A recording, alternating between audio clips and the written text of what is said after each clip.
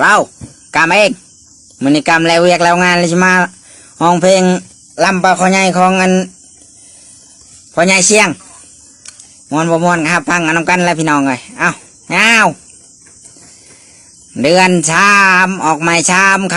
ำได้มายามชาวบ้านผู้ไทยชาวบ้านวัฒนธรรมใหม่หักษาไว้ประเพณีอันดีงามสาวเอ้ยมีชูแล้วบ่อย่าคอมาเคียงคู่ชามไว้